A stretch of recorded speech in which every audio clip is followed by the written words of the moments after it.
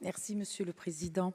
Madame la conseillère exécutive, le rapport qui nous est présenté aujourd'hui met en lumière un enjeu fondamental pour notre territoire, celui de l'adaptation et de la modernisation de notre offre médico-sociale. Dans une Corse où, comme vous l'avez dit, le vieillissement de la population s'accélère fortement, avec une augmentation de 58% des plus de 75 ans d'ici 2030, il nous appartient d'anticiper, de structurer et d'agir. C'est tout le sens du plan de soutien à l'investissement lancé en 2022 et doté de 15 millions d'euros sur les fonds propres de la collectivité de Corse. En 3 ans à peine, ce plan a permis d'accompagner 48 projets structurants sur l'ensemble de l'île. Des projets allant de la réhabilitation de bâtiments vétustes à l'équipement numérique, en passant par l'adaptation des lieux de vie et la modernisation des outils de travail.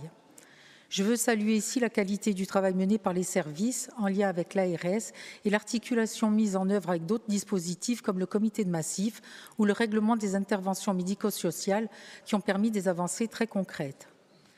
Des établissements ont été rénovés à Corte, in Ajaccio, in San Fiorenzo et anche in Portivecchio.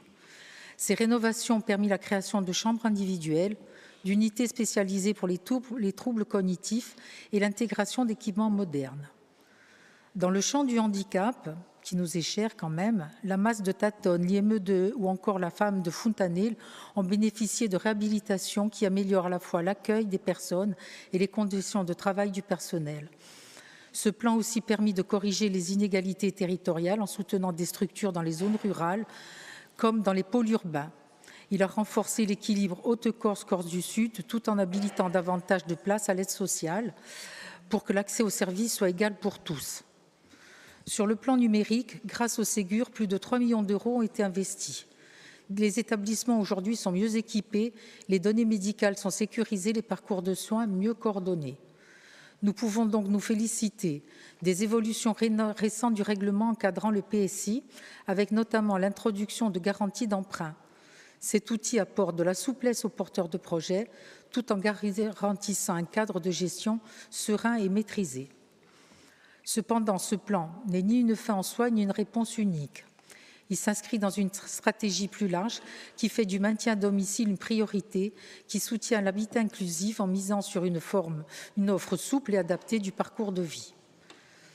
L'autonomie ne se pose pas en silo, elle est un continuum de solutions allant de l'aide à domicile jusqu'à l'accueil en établissement, en passant par toutes les formes intermédiaires que nous devons encourager.